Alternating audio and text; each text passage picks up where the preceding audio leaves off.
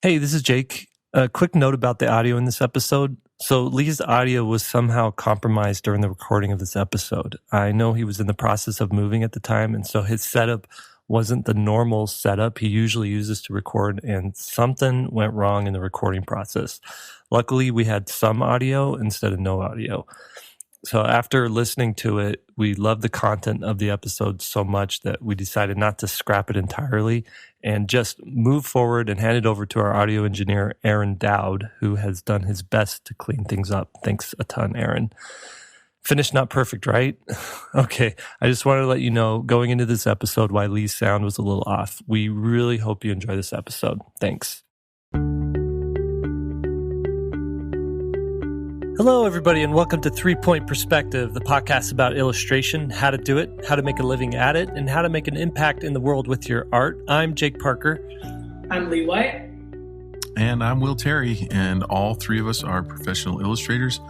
And for about the last 25 years, we've all been working with just about every major publication in the business. We've published over 50 books total, and we've all taught illustration at the university level. Yep, each week we're going to tackle a different subject, and it's going to relate to illustration in some way, hopefully. And sometimes we're going to agree, sometimes we're going to argue, but hopefully you're going to learn something new each week. All right.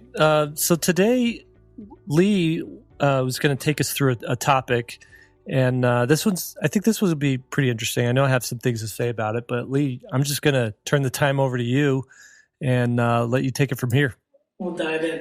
I hope this is interesting. You know, every time we're coming up with these topics, and this is one that I've been pushing it in some of the other videos of that we're not just picking something to work on.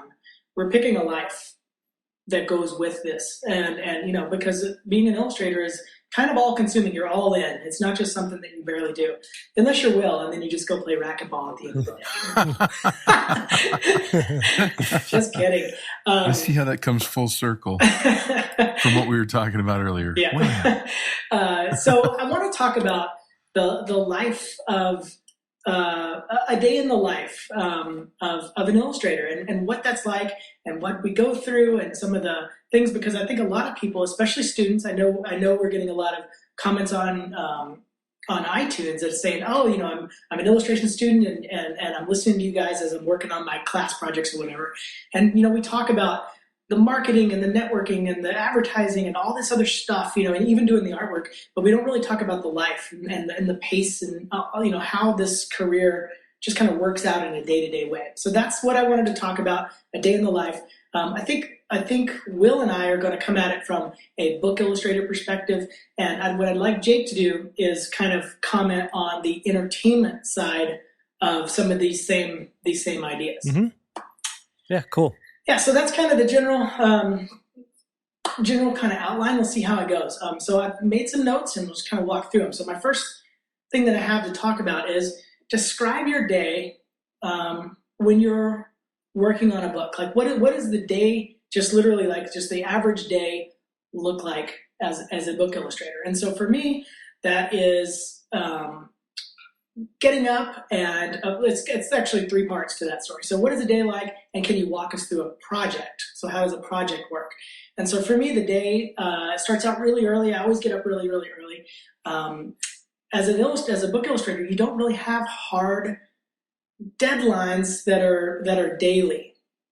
And so the first thing I end up doing is creating these arbitrary deadlines for myself, because when you get a book job, it basically there's an end date. Like you have 9 months to do this project, and now you have to fit all these little small steps so it all works out into that 9 months. And so I start out the day just kind of trying to plan that, and that's harder than you might imagine, because if you're a student and you're in school, typically you know exactly where you're going to be at 9 a.m. You're going to be in this class, and mm-hmm. Your teacher says, oh, you got 2 hours to do sketches, and then we're going to look at them. It's really regimented, and I don't know if you guys ran into that as in your book projects, but it's just so wide open that you have to start being good at scheduling. So I wake up and I start to do my scheduling. So then I go right into my book work, and that is interesting.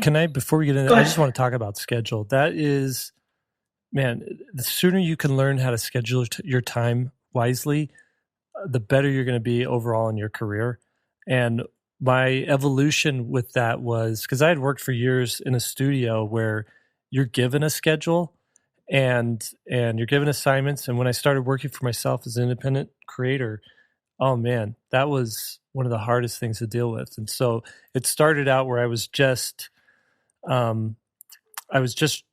keeping track via to-do lists. So I would make a to-do list for every day.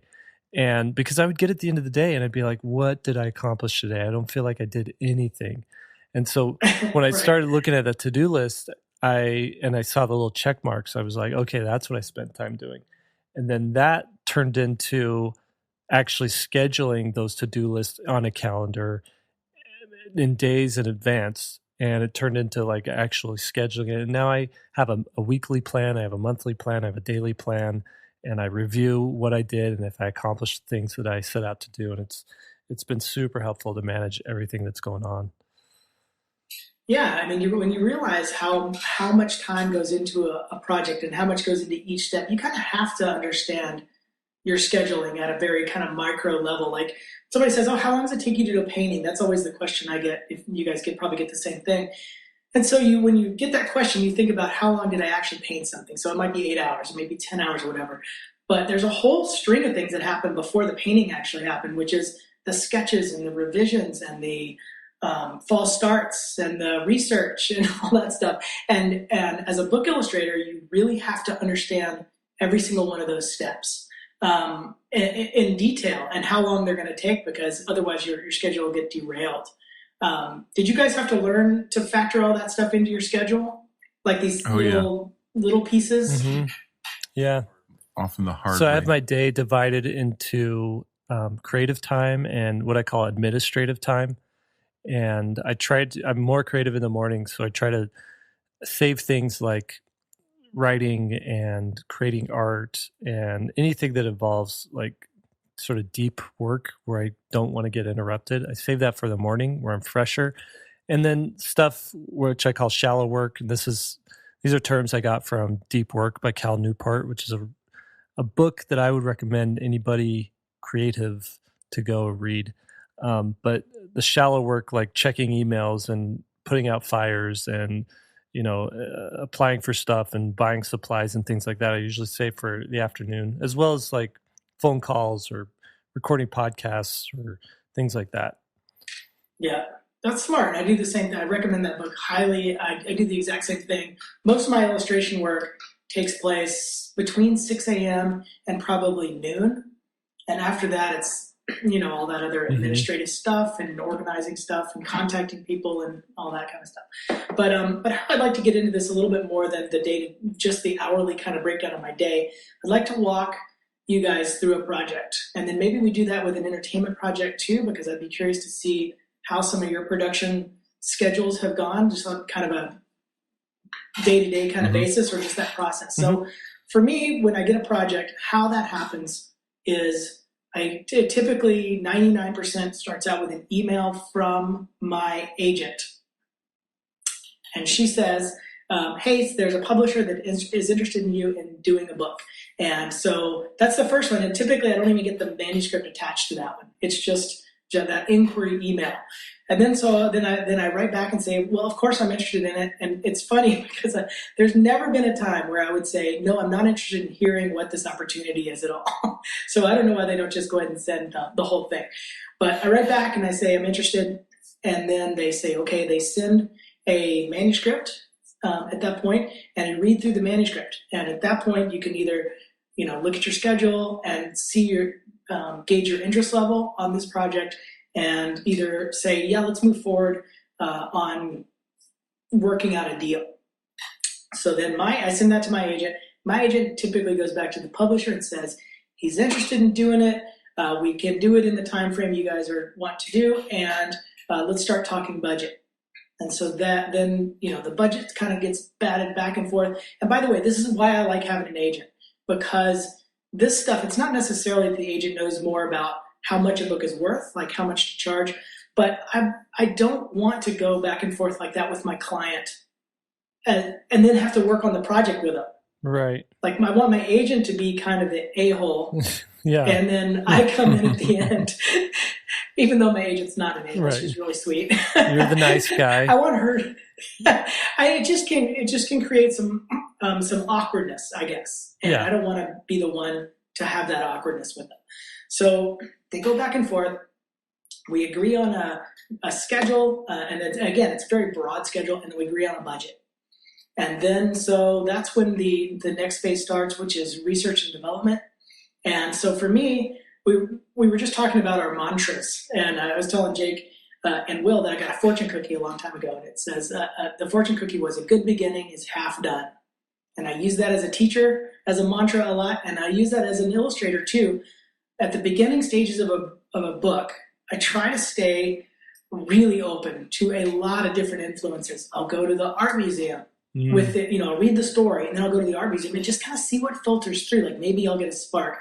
I'll start gathering reference from Pinterest. I'll start writing things down. I don't just start to illustrate the book. I guess that's the important thing that I want to say, is it's not just a linear process. And I want to encourage you guys too, if you happen to be taking a book illustration class, sometimes when you're in school, it is so linear. It's like you get the assignment and you start on the assignment.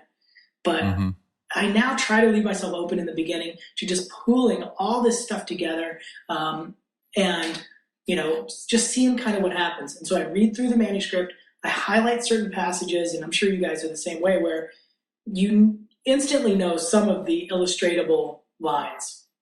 Like there'll be some scene in there, you're like, oh, I can't wait to illustrate that. And so I just kind of highlight that. I'll start making little doodles and stuff like that.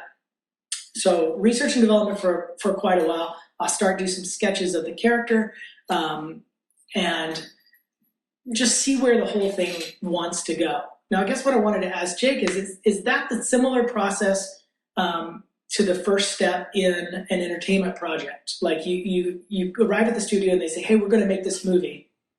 Yeah. Is that kind of step one? Yeah. So typically in entertainment, if you're on the development team, that's sort of doing the early pre-production work. That's just ideas.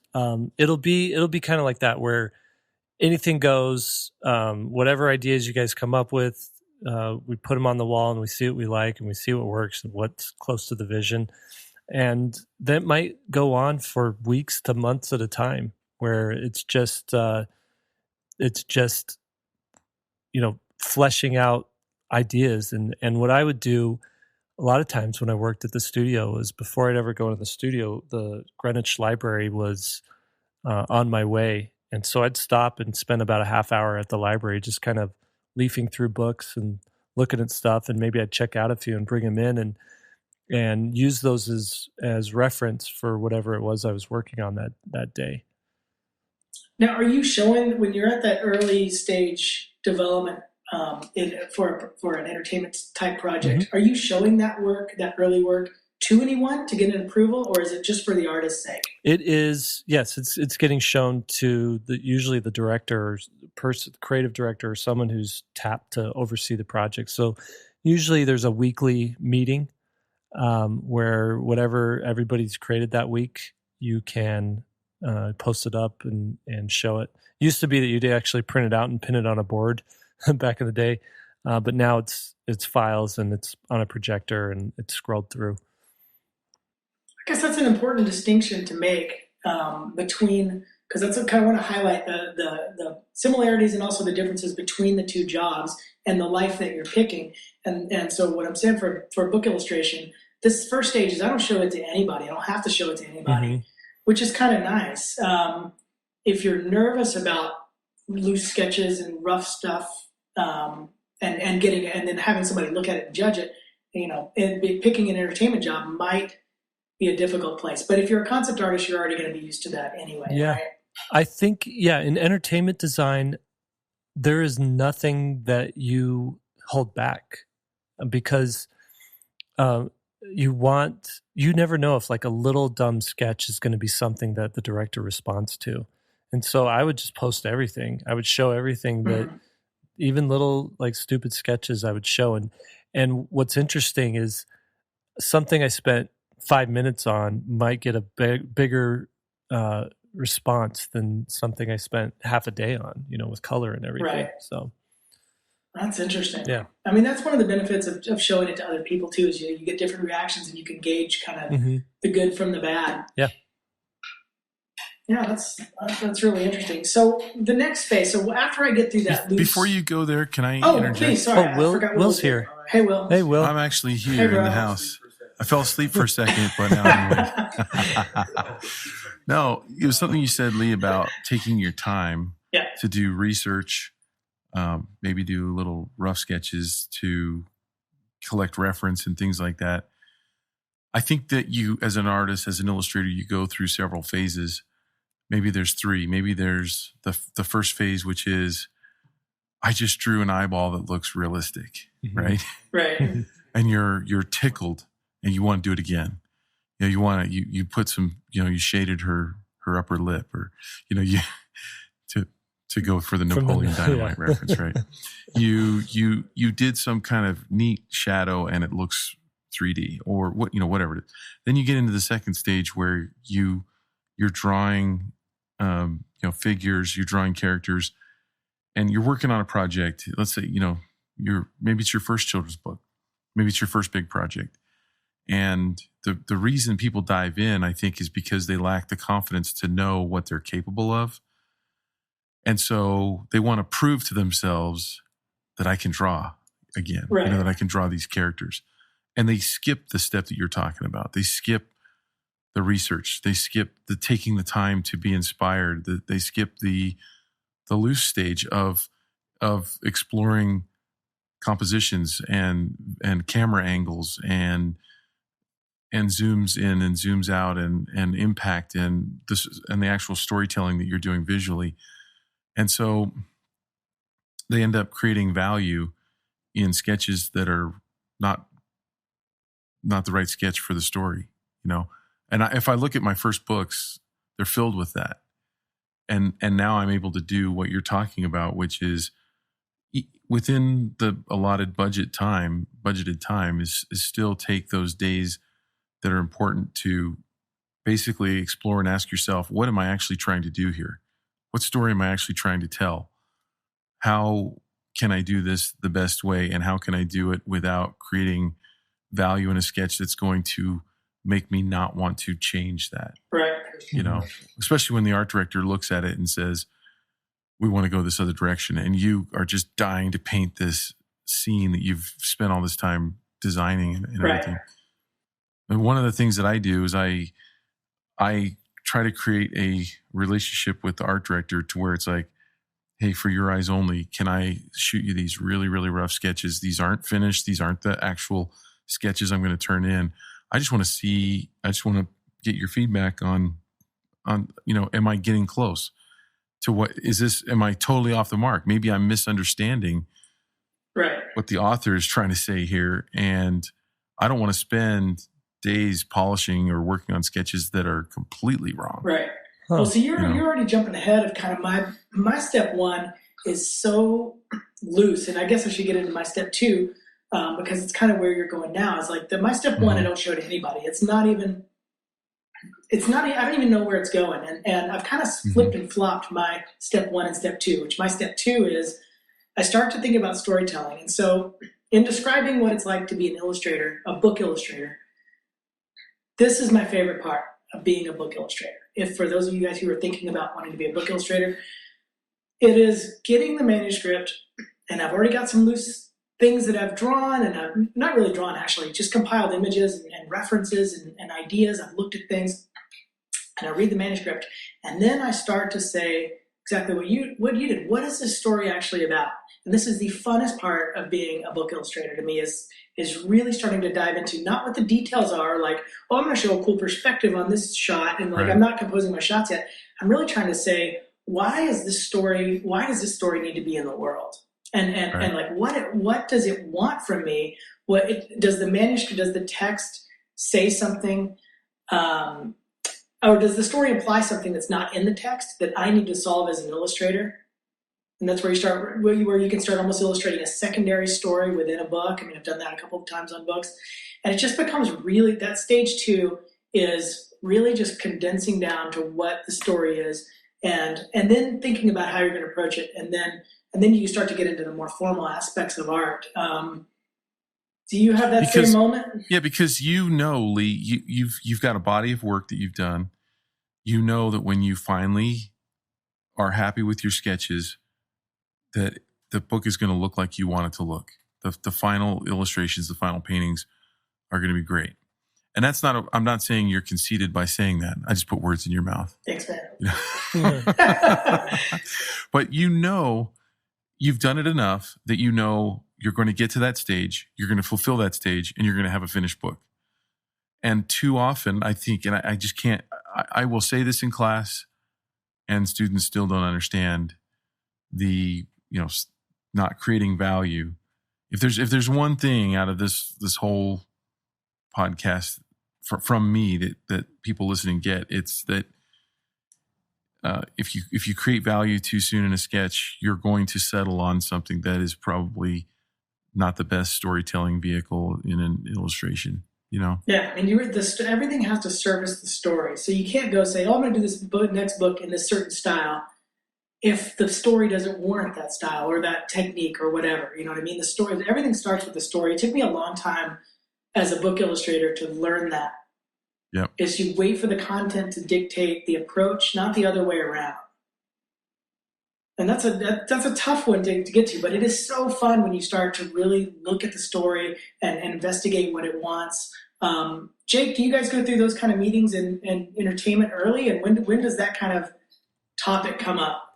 Yeah, so usually the early development team is made up of a handful of artists that are pretty different in style, because they want to see, the director really just wants blue sky ideas, like what are the possibilities here. So it could be that something is, if you look through The Incredibles, The Art of the Incredibles, I know it's like a 10-year-old movie, but the art of book stuck out to me, not struck out. Well, it struck out too because it didn't have any drawings in it, really. What it did have was collages.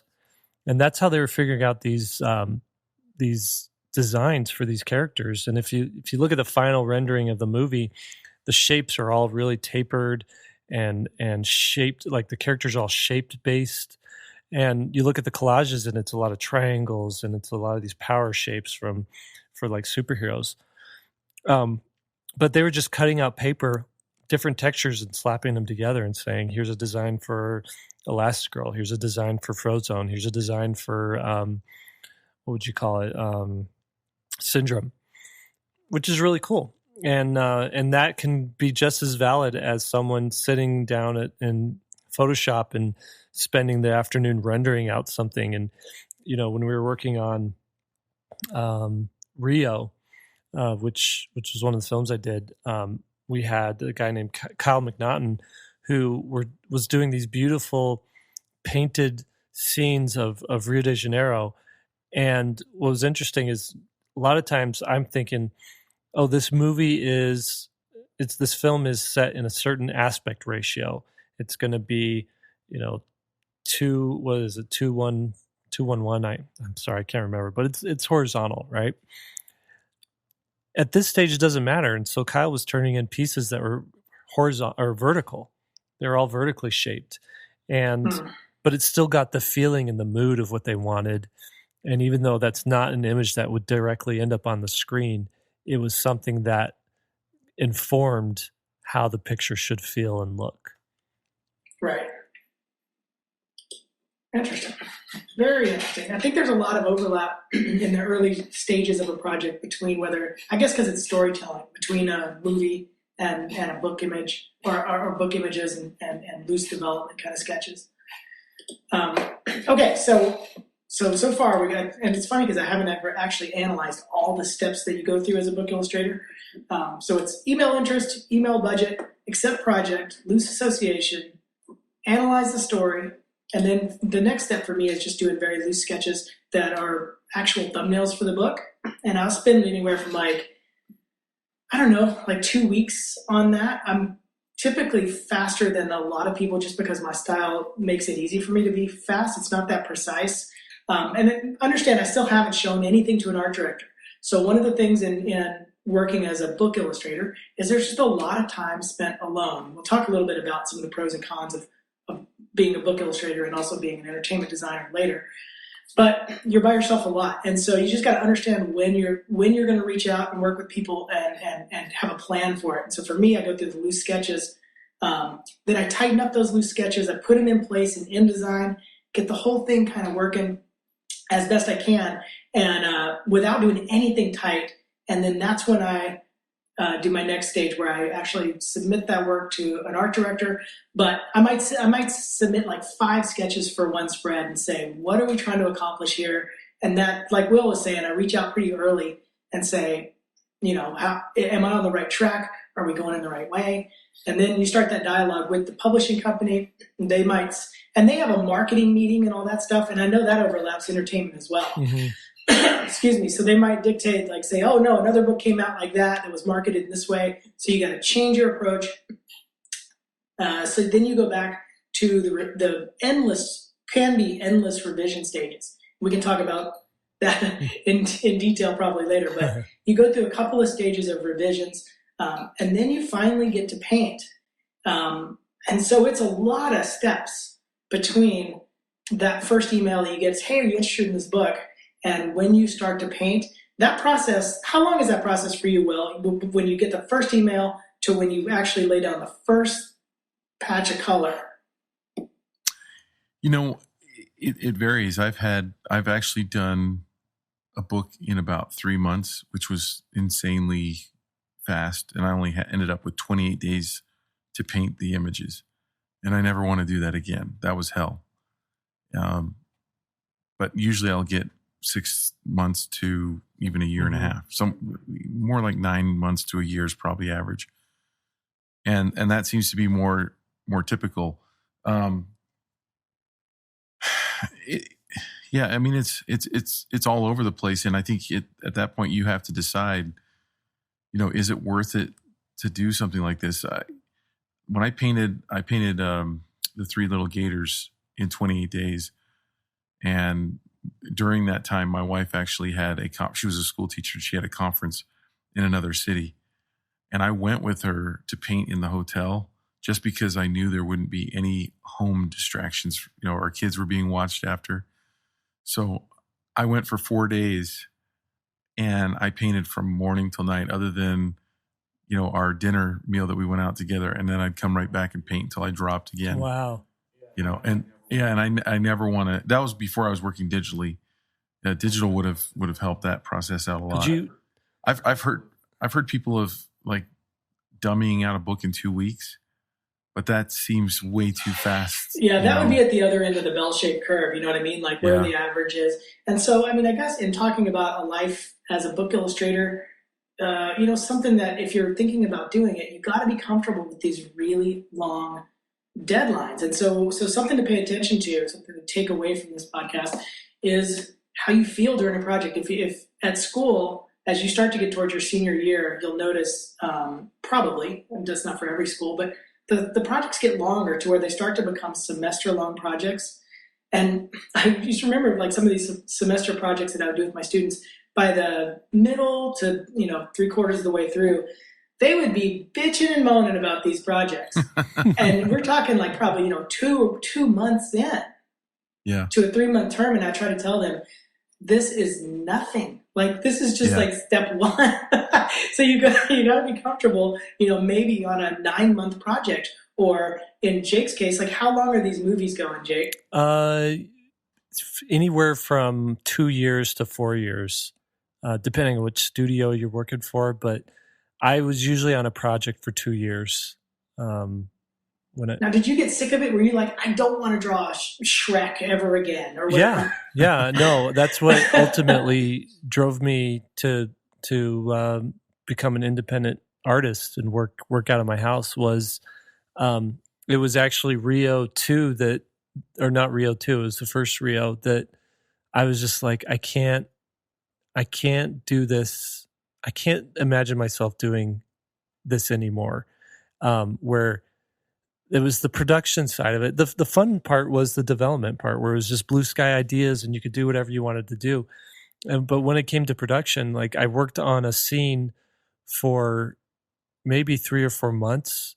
It just kept coming back to me with revisions because the story was changing. And so, and the way it works in entertainment is, at least in an animation studio, if you're in the design department, is there's different stages of production. So the initial production is just coming up with ideas as they're writing the screenplay, and you have a very loose understanding of what maybe the story is. You know some characters, you know some locations. Then from that, the storyboard department goes and storyboards the film out. And then when you're in production, once it's boarded, you're in production and you get an actual scene to work on. And so if you saw Rio, there was a scene where Blue, the parrot, meets Jewel for the first time in the like the conservatory, the bird conservatory. And so my job was to design that room that they meet each other in. And so I had to know where the characters were going to be, what they were going to do. I had to know, in there I had to design a tree. I had to design, place the plants. I had to design, the background that was going to be behind it all. And that was really good. But it halfway through it would say, okay, now the camera's going to be over here. And I haven't designed for that side of the the room. So now I got to go back and design for that room. Well, now the camera's going to go over here and we're not going to have the tree in it. Okay, so take the tree out. Now what am I going to do to replace it? And, just doing that over and over and over got pretty tedious and unfulfilling for me. When I worked on Horton Hears the Who and Ice Age and Epic, there were times where it got boring, kind of like that, but there was always some things that really, ignited my imagination and got me wanting to work on things. And now that I've been away for 7, almost 8 years, I've thought I've grown so much as an artist now. I could really do a much better job working in an animation studio now. That it's got me thinking like, oh, maybe I should try that for a couple of years. But then.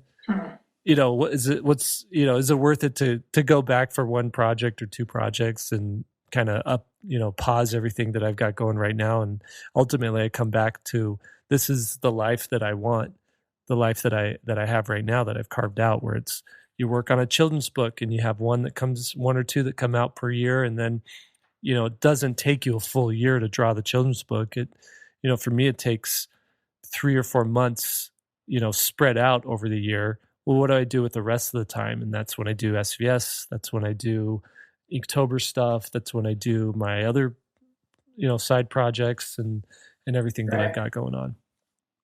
Let me come back to that because I'm going to address that in just one second. But highlighting what you just said is a really important distinction for people who might be in school or making the decision on, what to do with their life artistically. That one of the pros for being a book illustrator or a comic, I guess, artist, depends on where you are in comics, but let's say book illustrator for now, is that you control the project, the whole thing. Like you're controlling the lighting and the storytelling and all of it. So when this thing comes out finally in the world, after roughly it can be 2 years from when you get that first email to when you're holding a book, it can, or even longer sometimes. Yeah. But ultimately the package is yours. Which is a huge benefit to being a book illustrator, whereas in entertainment, most of the time you're kind of part of the machine. Would you say, Jake? Exactly. You're not really controlling any big part of it. Yeah. You ever sit through the Marvel credits waiting for the post credit scene? Oh, right. Yeah. Do you read all those names? Everyone. I read everyone. No. So you have a name on that at the end of that movie, and that is so cool. The first few times that you see it, and now what I do is if it's in animation, I love staying through the credits because I want to see who I know did what. Because after you've been in animation for a while, you get to know everybody and people move studios and things like that. It's really cool. But what I love even more is seeing a children's book and there's 2 names or 1 name on the cover and it's mine. One of those is mine. And that represents the ownership that I have for that project. It was, like you said, largely my vision, at least visually, and I get to express that and share that. And when people see that, they can attribute it to me. When you see Rio, you don't think, oh, that's Jake Parker's movie. But when you see The Little Snowplow, you say, oh, that's a book Jake Parker did. Right. Can I, there was one thing you glossed over, you passed over really quick. And we're talking about lifestyle and what's it like to actually live as an illustrator. But you said you build the book in InDesign, Adobe InDesign. I do, yeah. Will, do you use InDesign? No. Okay, so I was happier when you glossed over this part. I've met illustrators. I'm going to do an hour-long tutorial now on InDesign. Right, but I had never used that tool until maybe 5 books ago, 5 or 6 books ago. But it was always like, man, I got to learn another program. I just finally mastered Photoshop, and I have a pretty good understanding of Illustrator. Now I got to do InDesign. But that program is so valuable and helpful for making books, because you get to lay it out. You get to see the book being like built in front of you. So yeah, it's a good point, because it's like all the Adobe products. It's pretty robust in terms of all the features that it has, but you don't have to use all of it. Just using what Jake's talking about here is laying out a book, just being able to see. Here's page 1, page 2, page 3, page 4, page 5, seeing them next to each other and in a row. There's nothing. I mean, I see some people laying out books in individual Photoshop files, and it is so clumsy to do that. InDesign is the way to go for that. If you're working on multi-page documents, you should be using InDesign. There's very few things that I think that there's a definite way of working. I mean, there's all kinds of techniques. This is one of them. Yeah. Like, InDesign is the way. You'd have to be an idiot not to do InDesign. I'm going to have to defend my honor. You'd have to be a Will Terry. I have to defend this.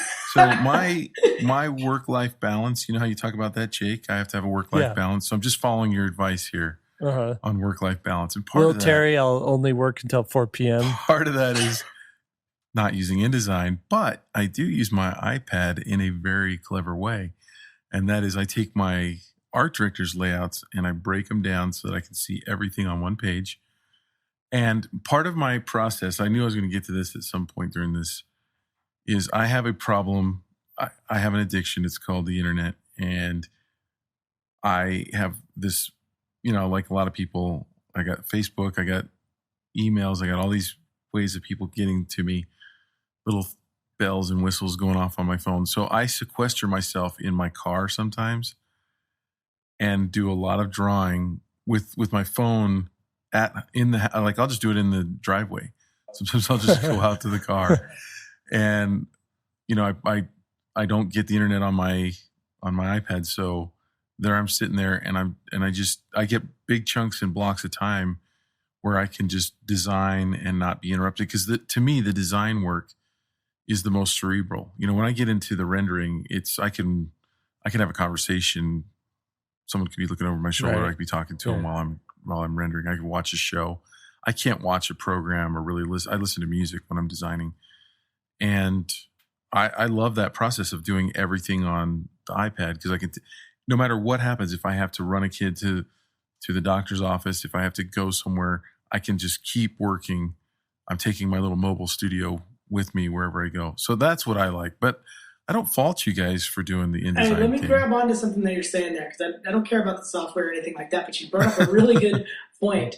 Again, I'm trying to highlight differences in the way you're going to live your life. And one of the things you're talking about here is really interesting, that we might take for granted actually at this point, because we've been doing it for so long. But the working as a freelance book illustrator, and with the projects being so, the deadlines being so loose and long, is that you can work kind of whenever and however you want, for good and for better or for worse.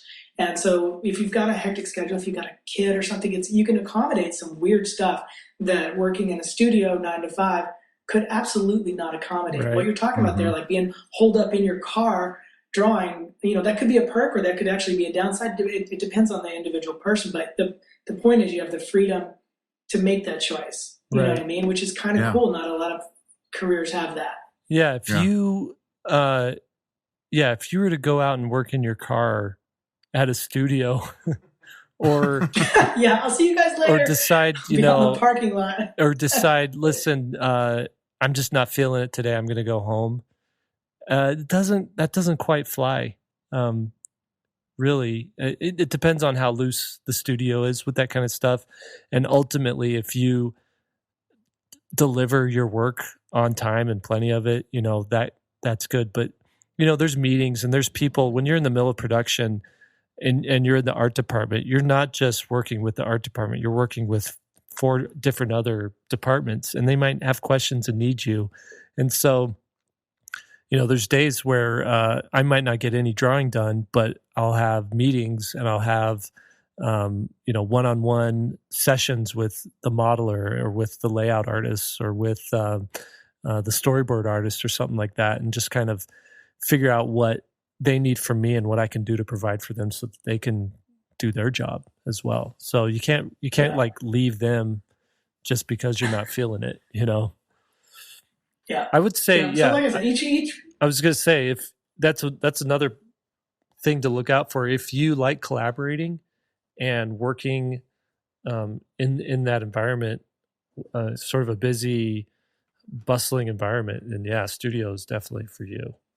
Well, I want to, and also in a structured environment, because with that pro of being able to be free as an illustrator and work in your car or take the day off because you're just not feeling it, there's just no roadmap for what you're supposed to do at any given moment, and sometimes that can bring a lot of stress. Enough freedom is actually a bad thing, in my opinion. Right? Does that make sense? Yeah. I mean, it can be hard to just know how get back to time management. It can be hard though, even making my schedules and trying to account for everything. It can be hard sometimes to just figure out what is the most important thing you should work on at that given moment. Mm-hmm. And so there can be a little bit of kind of anxiety about it. I wanted to touch back on something Jake was saying a second ago. Again, one or the other, it's a pro and a con together. So I guess we can figure out which one it's more of. As an illustrator, as a book illustrator, most people do not make a full living from being a book illustrator. Correct. That's a super, super important point to know. There's only a handful of people that are doing that, and they do nothing else. Now, so Jake said, you do 2 books. He does 2 books a year, and he's got time for Inktober, and he's got time for other projects. And I do too, and Will does as well. Part of that is good in that it varies the work quite a bit, but it's also you have to do that, and we all do. Mm-hmm. Yeah. But I think too, I've actually I talked to a couple people the last couple of weeks about, maybe art isn't the thing that I do full time. Maybe it's a side thing. And I found this article that talked about Milton Glaser, who's a composer. And the article starts out where he's actually shows up at one of the apartments in New York in plumber's outfit with his toolbox, and he starts to fix a faucet because these people needed their faucet fixed, and it happened to be that the editor for, I don't know if it was the New York Times or if it was some other publication, but he's like, "You're Milton Glaser. Why are you fixing my faucet? I thought like you're supposed to be composing music." and he's right. And the point of the article was maybe doing art all the time isn't the best way to make your art. Maybe there needs to be a balance between having a real job where you're interacting with real people and you're in real situations, and that's what helps you make the best art that you can make. And you could take, the rest of your time to create that project that you're wanting to do. I just thought it was kind of an interesting thing that there's more than one way. It's actually a great point. Yeah. There's more than one way to do this. And so my advice to this one person who was asking me about it, I was like, hey, take 2 years off from your art and see what happens. Like maybe because they were getting super frustrated and they felt like they weren't advancing and they weren't feeling inspired. And I said, maybe take 2 years off, and where art isn't like this stressful thing that you have to like create all the time, and you have to provide for yourself, and you have to be scrounging for art jobs, and it's not the right fit. Maybe you take 2 years off from that and you just go get a regular job. Maybe you work at a movie theater or Walmart or, whatever, or a plumber, and then all of a sudden all of your creativity goes into something that's less stressful and less priority. Less, I guess it could still be a priority, but it could be something that has less strings attached to it. And maybe that's what unlocks it. And I like what Will said a couple of podcasts ago, like when you're digging a ditch, you're physically there, but your mind can be wherever it wants to be. But when you're working on a children's book, you cannot be anywhere but in that children's book. And if you're not enjoying that project, if you're not into that project, that's not a good place to be. That's interesting. Do you guys, this is just a hypothetical. Mm-hmm. I'm just thought of it right now, but do you guys ever have that job in your head that when you're not liking illustration, because I do want to highlight that a lot of people think that because we're full-time artists that we just love this the whole time, and there's not. There's days where you're like, oh, this is super annoying, and you'd almost rather do anything else. Do you guys have any hypothetical jobs or a job that you would say, oh, that's what if somebody could just cut illustration out of your life, mm-hmm. what job would you go to? Have you thought about that, Will? I've never thought about that. So you're saying if it wasn't illustration, what would it be? Yeah. Somebody just said, you can't make any more money as an illustrator ever. What would you, what do you fantasize about? Or is there any job that kind of... Yeah, probably teaching illustration. Does that count? No, that's still illustration. That doesn't count. Oh, okay. So totally unrelated. Yeah. Art is gone. Wow. Like art is out of it. I've thought about this. Jake, let Will think about it while you answer. Yeah. Okay. So does writing count? Could I be a writer? Yeah, that's your art. You can't make any art. You're done. No, it's got to be something different than a freelance person. Okay, so let me say this. You guys make this difficult. No. I'll make it easy. I've fantasized about owning and managing and operating a bookstore. There you go. I'd like to do that because books are great. I like reading books. I like suggesting books. I like I don't like managing, but I like the idea of a bookstore. I'd probably hate that job just as much as anything else. Maybe I did so when I was in high school, I worked for a movie theater. I was the popcorn boy, the concessions boy, whatever. But that was such a cool job because no one is at the theater who's like angry or unhappy. Everyone's there because, hey, we're going out. We're going to see the movie. Everyone's happy. They're having a good time. And on break, you get to go watch movies. It's a perfect job for a high school kid and maybe 41-year-old Jake. It's funny you say that because I hadn't put this in my top contenders, but when I think back on my job history, for a little short period in between high school and college, I delivered pizza. Uh-huh. And man, I had so much fun delivering pizza. It was always different people, and a lot of times you'd deliver to a party and they would give you a beer, even though I wasn't 21. I should have probably said that. But I was a skateboarder at the time, and there was a big ramp that was right next to where the pizza shop was. So I would stop on my way back, and I'd skate for a few minutes, and then I'd go. It was just so free, just driving around, delivering pizzas was pretty fun. That wasn't in my top. My top grouping now would be if somebody cut art out entirely, I would say I'd probably be, I think, a physical therapist, like for sports medicine, or maybe the guy who works in those little booths when you go to a campsite. Oh, that's a cool job. Those are my two. That would be cool. I have fantasized, you might shut this down, but I have fantasized about running a restaurant. Oh my God. I know. It would be like a crazy amount of work. Does that count? Because it's still culinary art, right? No, that counts. That totally counts. That's like completely different. I have several ideas for restaurants. I'll probably never do them. But how cool would it be to have a bookstore like the Green Bean in Portland there with Lee?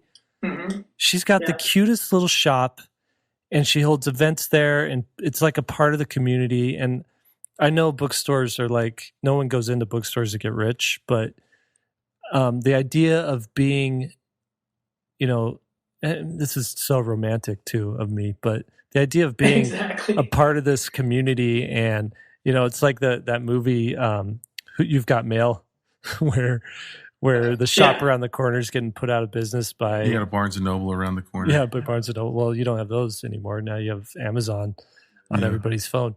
But it would be cool to have a place, or maybe like Gallery Nucleus, Ben, down in Alhambra, California, where you have this space where you can invite people in and make experiences for people.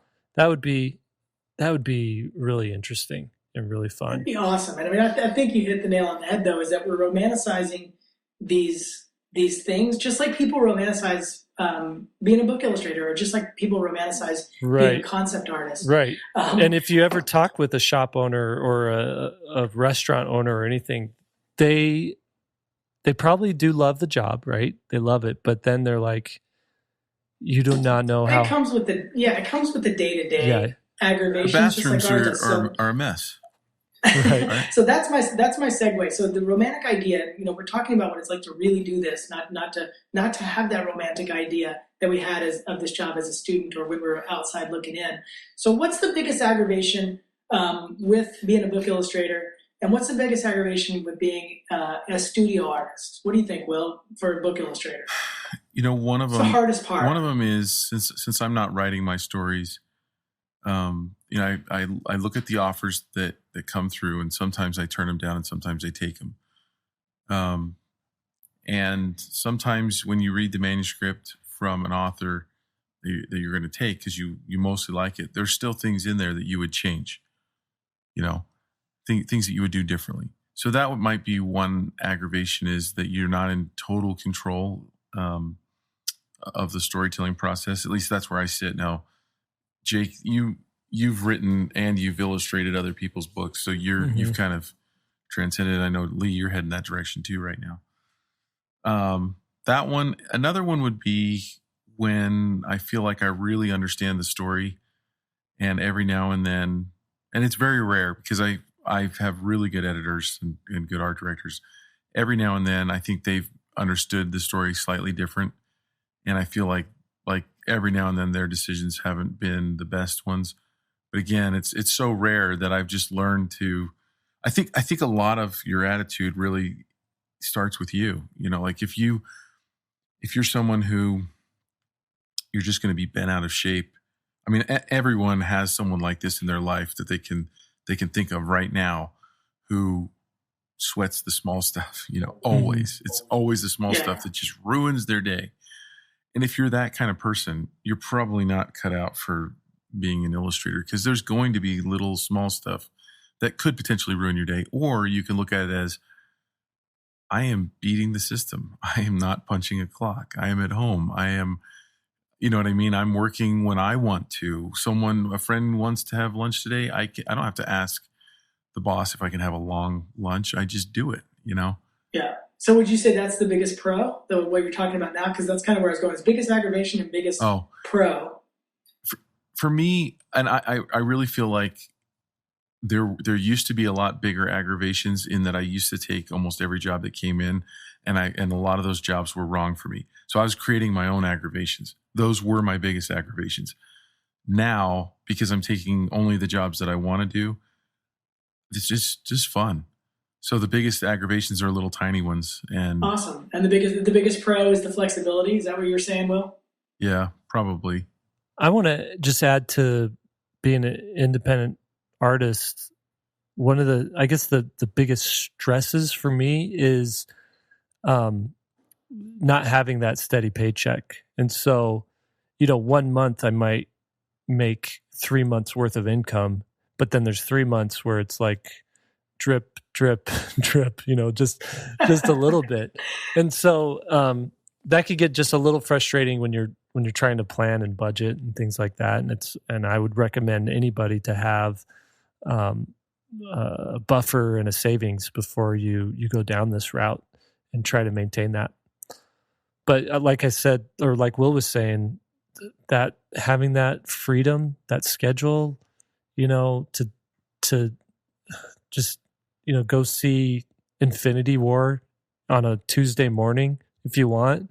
Like that's that. Yeah. When I'm riding my bike in the mountains, mountain biking on a trail in the middle of the day, I tell myself constantly, don't ever forget what it was like when you did punch a clock and what most people have to go through. Mm-hmm. Don't ever take this for granted. You're getting away with something, and make sure it keeps lasting. Like do whatever it takes. Don't get lazy. Make it last, because that's, a lot of people. We met a couple the other day when we were backpacking who they decided to retire in their 30s and work later on. I don't know how that's going to work out for them, but they basically have been traveling the world now while they're young, and before they start their family, before they get real jobs and stuff. That might affect what kind of job they could get. But like some people have to resort to that. I don't have to resort to that, Mm-hmm. Yeah. I would say too, like, it's one thing to take off time for yourself, but like yesterday I had to leave it, in the middle of the afternoon because my wife took on this huge project and she just needed help. She couldn't do it all on herself. So I was like, hey, no problem. I'll work extra tomorrow. I'll just go in early, stay late, and I can help you with whatever you need. And so I took, 3 or 4 hours that day to help her with that project. And that's something that I really couldn't do when I worked at a studio. The other thing too, I have 5 kids, and I want to talk about another minus and another pro. One of the minuses is I have 5 kids, and insuring them all as an independent artist is like so expensive.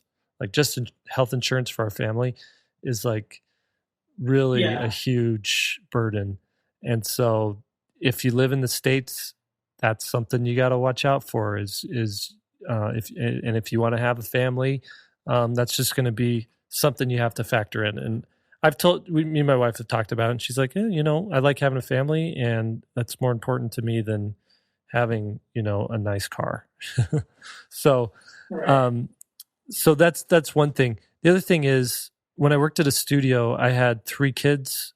And then when I came home and started working independently, we had 2 more kids. And my 3 oldest kids, they're 17, 14, and 12 now.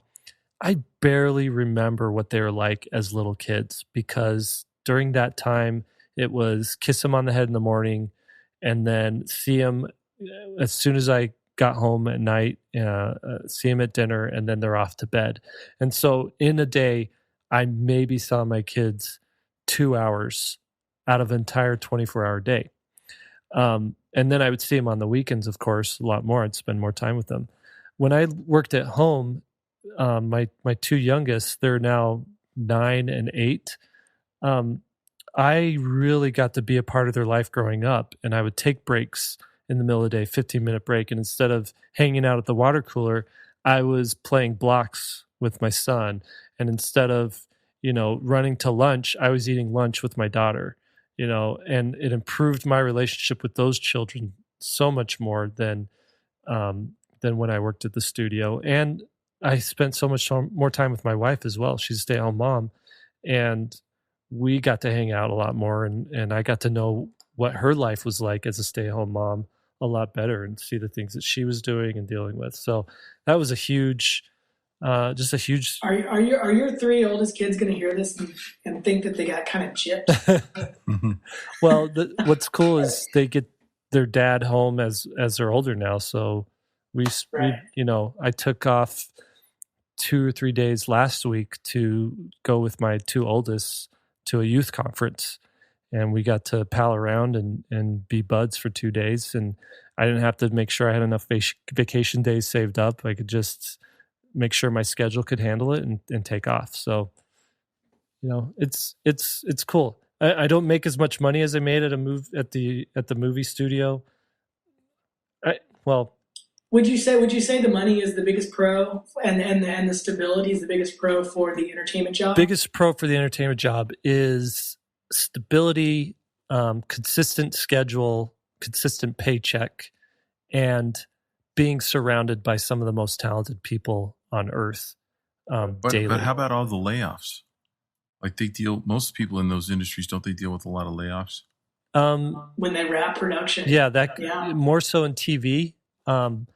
Usually at the animation studios, you've got a job for as long as you want it. At least that's the situation now. When the studios were kind of ramping up and figuring out how much does a animated, CG animated film actually cost to make and how much can it make at the box office, they were fluctuating with things. But, I know people who have worked at Blue Sky Studios for 15 years. I know people who've worked at other studios for that long or more. So layoffs is definitely a thing. Studios have closed, they've moved, but there's enough work going on in that world that if you're talented and easy to get along with and have a good reputation, you'll find work sooner or later. Yeah, I would say entertainment's probably easier to get into than book illustration. Would you guys agree with that or no? I wouldn't be able to answer that because I've never tried it. So, I mean, just for the average person, yeah, I would think because it seems like there's a lot of starter positions in entertainment where there's not a lot of starter positions in book illustration. I'd say you're right. Like at an animation studio, you've got anywhere from 300 to 1,000 people working there, right? And if you're at all creative, maybe you're not the best artist, but you understand lighting and you understand composition, there's a job for you at that studio, which may not require drawing, but still requires like an artistic eye. So there's a lot more jobs in animation, but then again, there's a lot more people, I think, vying for those jobs as well. Right. Good point. Well, I want to give my biggest pro and con for the book illustration stuff. The biggest aggravation I've had in this industry, especially early on, and I'm sure a lot of our listeners will identify with this, is there's no clear path, and it's an extremely confusing industry. Probably the most confusing I've ever seen, actually. Even being a gallery artist, I think there's a clearer path than being a book illustrator because I'm not kidding. Like it's just like, what do you put in your portfolio? Who do you show the portfolio to? How do you get an agent first? Do you wait to get a couple of projects first? Do you take it? Everybody says don't do educational work, but then that's all I'm getting offered, or that's the easiest route. Do I not do it, or do I do it? I just remember and there's no one to talk to really. I mean, hopefully you guys have mentors. If you heard the last podcast we were talking about, you have mentors that can help you through some of these things, but everybody kind of is left to fend for themselves a little bit and to answer the question for themselves on what to do next. And that answer is so incredibly hazy that I just felt like finding my career felt like walking through the fog, and then you'd find some rock to hold on to for a few minutes, and then you'd okay, I'm going to wander a little bit more, and there's a rock. Mm-hmm. And that's how, and I don't feel that as much anymore. So that aggravation has gone away. Like Will said, early aggravations they're not the same anymore as you get through your career. But man, that was up to this point, or this stage of my career, that was the hardest part. Well, and you're plugged in now. I mean, like we mentioned in that last podcast that we have quite a community developing in our forums at svslearn.com. And it's been really, really rewarding for me to see our different students that have taken our classes and that are now reporting that they're getting book contracts. And it seems like getting agents. Yeah. It seems like it's happening at a greater frequency as we go along. And it's super rewarding, and it's super neat to know that these publishers are taking a chance on some of these younger illustrators, Yeah. They're seeing something in their work that they're not seeing in a veteran's work, or the veterans turning them down because they've got too much opportunity. It's hard to know. Yeah, it could be a budget constraint, or you see that raw talent. My last agent, I saw them when they were picking up an artist, and they asked me what I thought of them, and I said, I do not see that artist being able to be repped right now. They weren't at that space. Yeah. But they went ahead and signed him on anyway, and they definitely proved me wrong. After about a year or two, they're solid, and I didn't see that coming. So you just never know what people are looking for and how they're going to find it. But I do agree with you that now with people being a little bit more connected and access to real information, I think when we were all going through it, there wasn't a lot of really solid information out there, and so we had to struggle. I would have killed for YouTube as a 15-year-old. Right. Yeah. You know, just how to draw whatever you want to draw, and stuff like SVS. Oh man. And some of the other there's a lot of online resources now, and we're cool. one of them. But I mean, like, I think I've mentioned this before. We used to wait at the mailbox for the new issue of CA magazine to come out, or the new Society of Illustrators annual to come out. No, I remember that was the only time you got to see a big body of illustration. Yeah, and I remember spending hours in the aisle of the library, the illustration aisle of the library, just pouring through those things, through those books, and then, you know, checking out a few of them and bringing them home, because I was so starved for inspiration, you know? You couldn't... You guys remember seeing the first Art of books that came out? Those were like a revelation. Yeah. That showed process, and you're like, oh my God, there's a step-by-step what? Like, you've never seen that.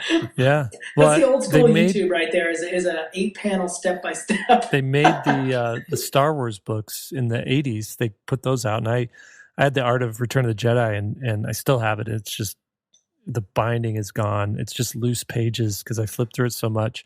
But yeah, then in the 90s, there was like the Art of Mulan and the Art of Hercules and the Art of Lion King, and those books were just so valuable. They are valuable now because they're out of print. Yeah. And there's a lot of them that started to kind of get into that crossover, like the Art of Monsters, Inc. was the first one that I saw where it's for production, for a feature film, but any one of those spreads could have been in a children's book. And that one really got to me. I was just looking at that one going, oh my gosh. I mean, it was just it was just such usable information. But I do think that the path is a little bit clearer now, a little bit faster. The biggest pro is, like I said earlier, for me, is just the ability now to come out in my studio despite the lack of structure and just be able to think my whole day is spent trying to tell a story that I hope somebody else enjoys. And that's super rewarding. That's a very, very rewarding final product, even though the path is kind of frustrating and hard sometimes. Yeah. Cool. So, well, man, we've been going for about an hour and 10 minutes. I guess we should probably cut it off. I had so many other little notes, but we've been kind of just meandering through this topic. Hopefully you guys found it interesting to hear, like, some of the, I think a lot of, if you go to SVWI, a conference for children's book illustrators, everything they say is like, this is just a great job. It's very, very, like Jake was saying, romantic. And I hope this podcast has, I don't want it to be a downer either. I just want it to be like a real thing, that how people spend their lives. It's not just like perfect, and there's a lot of stuff to navigate. Yeah. No, I think that was pretty accurate, like, reconstruction of a career in illustration. And I think I've been out of entertainment for 7 years now, but I feel like a lot of that stuff is pretty much the same because I keep in touch with a lot of those people. I visit the studios. I see how people are doing. So I think it's all pretty applicable. All right, everybody. Thank you for joining us. 3-Point Perspective is made possible by svslearn.com, where becoming a great illustrator starts. And your hosts today have been Will Terry. You can find his work at willterry.com and on Instagram at willterryart. Lee White can be found at leewhiteillustration.com, and his Instagram is at leewhiteillo. And I am Jake Parker. You can find my work at mrjakeparker.com. I am at Jake Parker on Instagram. So if you like this episode, please share it around. Subscribe to us on iTunes, and we'd love to hear, like, your thoughts. If you have any sort of review or comment that you want to make on iTunes, we read them. We love them. I wanted to read one of them here for you guys, if that's okay. It says, okay, I've been searching and listening to many podcasts regarding writing, illustration, and publishing children's books. This might be one of the only rare gems where I learned something that I can immediately implement on my path of writing and illustrating my own book. It's less about the experts talking about themselves and their life story, and more about how you can reach your goals, as well as personal experiences we can all learn from. That was posted by Mathmute. And so I just want to say thank you for that awesome review. We appreciate it. All right, if you want to enjoy, if you want Sorry, this is where it all falls apart. Dang, you're doing so good. If you're wanting to join in on this discussion, log on to the svslearn.com forum where we've posted this episode in its own thread, and you can continue the discussion there. Chime in and let us know what your thoughts are. Thank you, everybody, and we will see you next time.